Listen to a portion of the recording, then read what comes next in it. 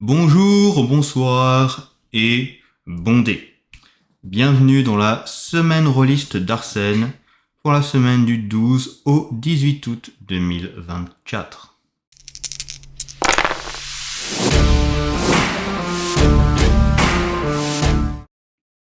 Qu'est-ce que j'ai fait? Pendant les craftages, il y avait deux jeux que j'ai achetés que je n'ai pas encore reçus et qui sont maintenant arrivés.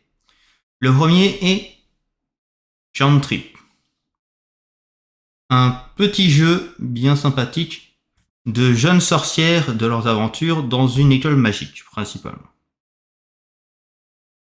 Un peu, voilà, on mélange Owl House, il y a pas mal de choses. C'est un jeu, surtout, qui est un jeu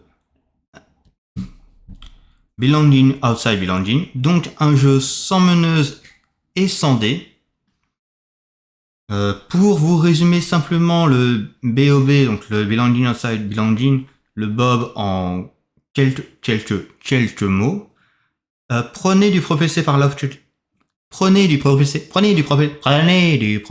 par l'apocalypse.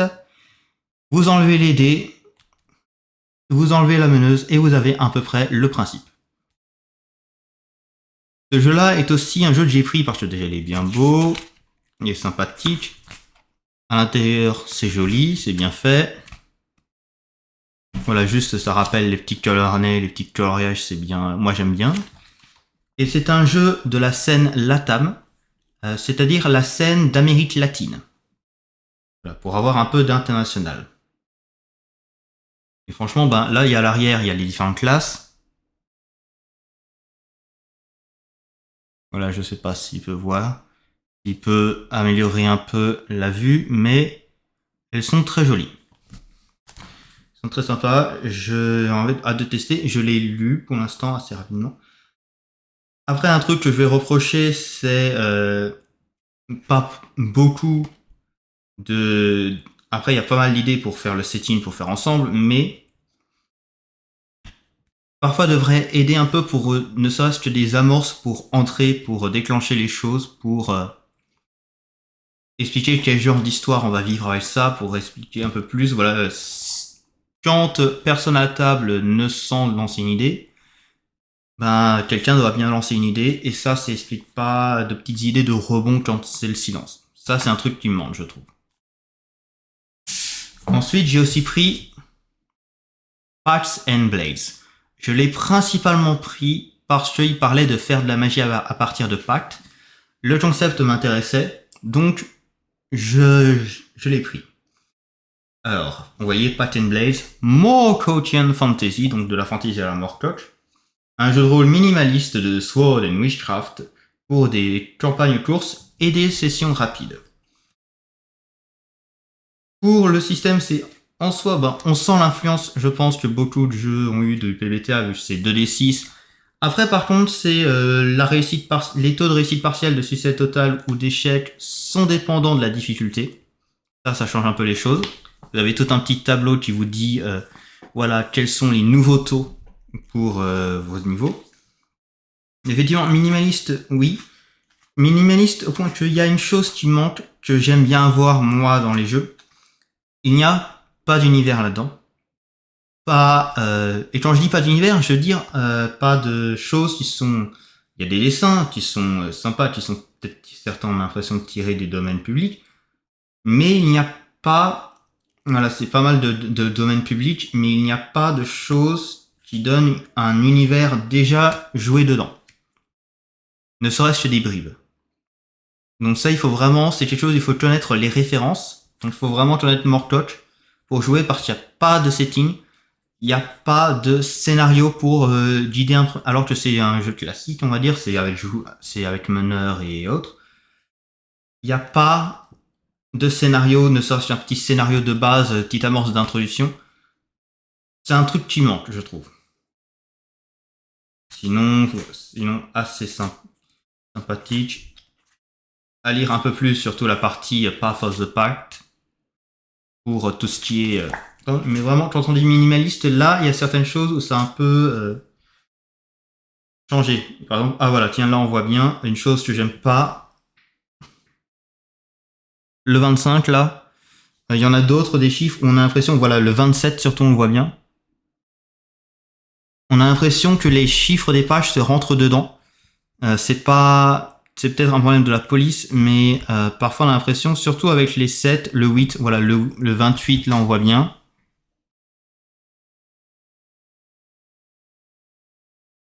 Et je sais pas utiliser une caméra. Le 28, c'est vraiment le 2 et le 8 sont ensemble. C'est voilà, ça se rentre dedans. Ça, c'est quelque chose qu'ils auraient dû vérifier. On va mettre un peu plus d'espace entre les chiffres parce que là, ça fait bizarre. Mais sinon, à voir. Bon, faudrait que je le relise peut-être un peu plus en détail pour voir. Mais effectivement, le fait qu'il ne donne aucune indication de setting, aucune indication d'univers, aucune indication de scénario. Voilà, il n'y a même pas quel genre d'aventure. Enfin, si voilà, c'est des choses bizarres, mais disons qu'il y a minimaliste et il y a voilà, c'est aussi pour ça.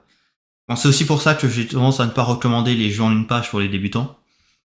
Ça assume beaucoup de choses. C'est un jeu que vous pouvez pas avoir en débutant, c'est un jeu où il faut connaître des choses avant, il faut avoir des prérequis. Après, pour la question des one-shots, c'est aussi une vidéo en préparation, expliquer quel est mon problème avec les... Enfin, pas les one-shots, les jeux en une page. Pourquoi est-ce qu'ils sont pour débutants ou pas? Mais ça, c'est... Juste deux cette fois-ci, hein. C'est moins que la semaine dernière, hein.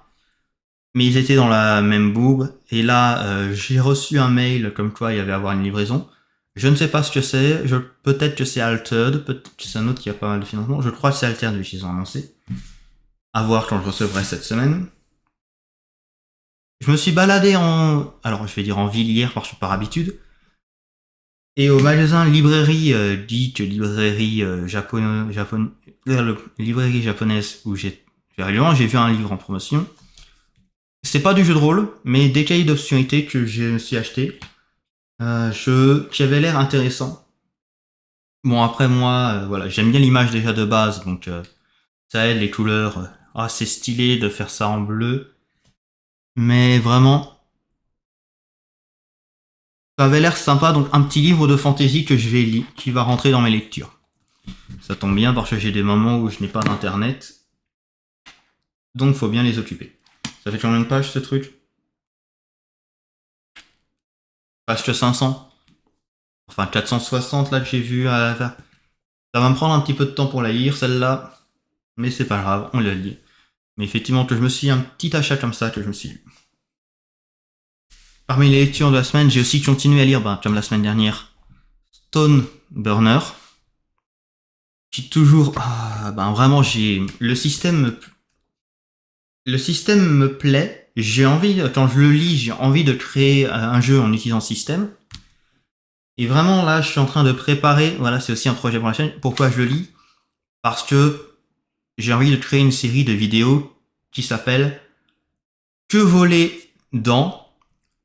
avec le nom d'un jeu. Donc que voler dans Stone Burner, que voler dans City of Mist, que voler dans Voltige, que voler dans n'importe quel jeu. Que ce soit pour les maîtres de jeu, maîtres et maîtresses de jeu, que ce soit pour aussi les créatrices. Voilà, vraiment pour voir qu'est-ce qu'il y a dans ces livres qu'on peut piquer comme idée pour de l'univers ou comme idée de design, idée qui sont de mécanique, qui sont sympathiques à reprendre. Parce que voilà, comme on dit, les grands volent. Après vraiment, le seul souci que je lui mettrais, là vraiment ma lecture, j'aime bien, le seul souci que je lui mets c'est absence, surtout pour un jeu où il y a une centaine de pages, il y a la place. Déjà, il manque un scénario. C'est là que je vais essayer de me faire, maintenant cette semaine pendant mon trajet, je vais essayer de me chercher des actuels plays que j'ai repérés dessus pour voir. Mais ça manque d'un scénario. Vraiment, ça manque d'un scénario pour voir comment est-ce qu'une aventure typique se joue. Il y a quelques exemples of play, mais ça c'est juste des moments comme ça. Il faudrait des moments où on nous donne des idées plus comme ça pour nous aider à nous guider. Surtout moi qui n'ai pas toutes les références des inspirations de ce jeu. Voilà, de l'univers, etc. Donc, pour moi, ça manque. Enfin, bref, je vais dire, ne serait-ce qu'une amorce de scénario, pour la plupart des jeux, c'est bien à mettre. Vraiment, ça aide. Il y a aussi un autre jeu que j'ai découvert qui est gratuit, qui est sympa, qui est sorti cette semaine en anglais, un jour une page, pour l'occasion du One Shot Podcast. Un jeu, alors, Have These Remains to the Island.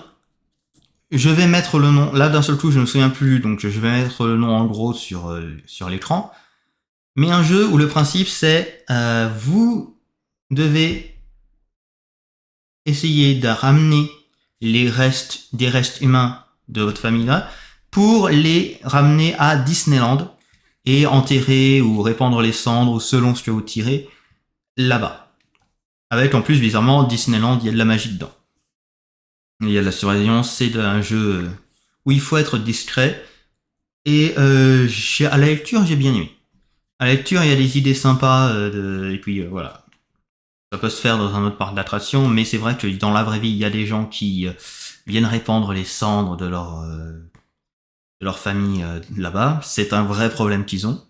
Voilà, si une attraction est dite fermée pour nettoyage ou autre, parfois il y a une raison, soit c'est parce qu'il y a des trucs humains qui sont à l'intérieur, qui sont empérés, qui doivent nettoyer parce que c'est pas très hygiénique tout ça.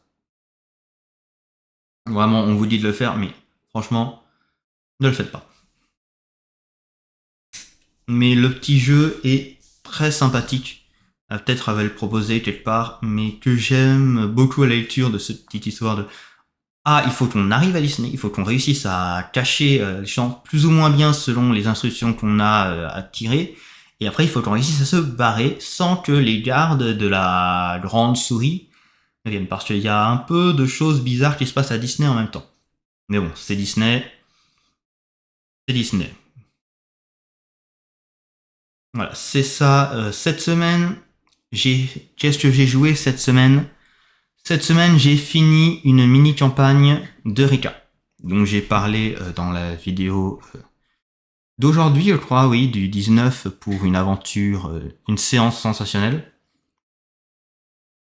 Donc le scénario, c'est The Night Mother's Moon. C'est un scénario Cthulhuesque pour un jeu Cthulhu qui a été adapté au système Eureka. Eureka, vous pouvez pas le trouver encore parce que il n'est pas encore sorti. Il a été financé, mais il y a que ceux qui ont participé au financement ou qui sont sur le Patreon des auteurs Anime RPG et leur club de lecture de jeux de rôle où je suis qui peuvent participer. Donc jouer en anglais un petit jeu de vraiment d'investigation très sympathique, d'investigation fantasy urbaine, on va dire. Et c'était très sympa.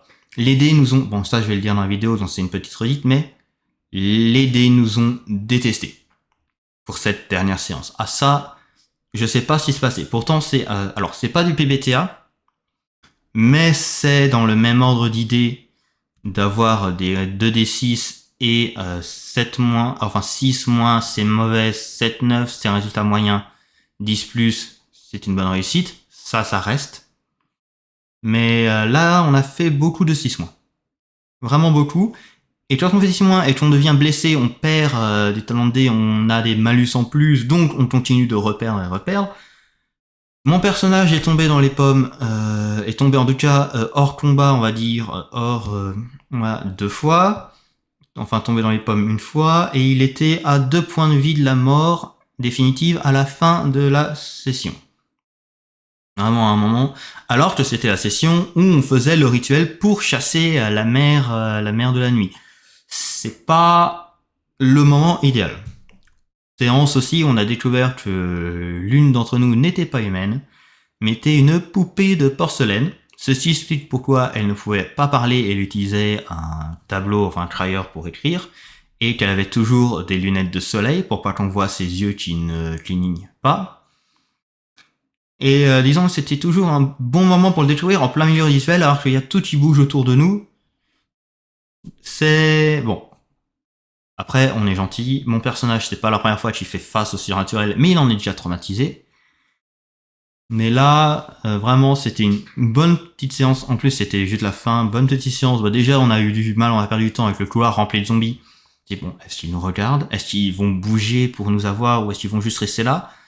Non, ils vont juste rester là à faire des psalmodies bizarres, à répéter la prophétie de la mère de la nuit. Il y en a un qui a mis il y en a un qui a approché sa main trop près de la joueuse, donc ça fait ah. Bon moment, c'était très drôle. Et vraiment, une bonne séance de fin. On a réussi. On a réussi à la vaincre. Personne n'est mort, personne n'est devenu fou. Enfin, pas trop. Pas. Certains l'étaient déjà un peu. Mais là, j'ai effectivement hâte de voir. Après, c'est le club de jeu, c'est club de JDR. Donc là, maintenant qu'on a ce groupe-là fini, on va attendre que les autres groupes finissent le scénario. Et après, on va voter pour un autre jeu à jouer, à découvrir. Donc ça va faire plaisir. Hâte de découvrir des jeux. Faudrait faire ça en... Je sais pas si ça existe en version française, un Discord qui fait ça, un pseudo club de lecture de JDR où il faut lire le JDR, mais il faut aussi y jouer. Et ça organise les parties, évidemment. Mais très sympa. Le jeu Eureka Investigative TTRPG et de Anime ANIM RPG. Le jeu est déjà disponible sur Itch.io en version juste test, sans formatage, sans mise en page, sans maquette. N'hésitez pas à les aider. Moi, je les aime bien. C'est des gens assez sympas qui ont des bonnes idées sur le jeu de rôle quand même. Et ça, c'était ma semaine rôliste. À part ça, les projets, j'en ai déjà parlé, rien n'a changé.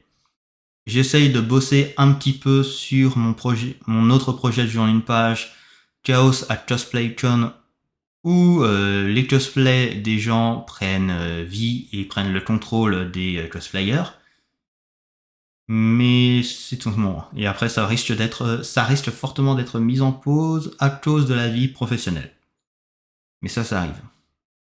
En attendant, que les dés vous créent de bons dramas. À une prochaine.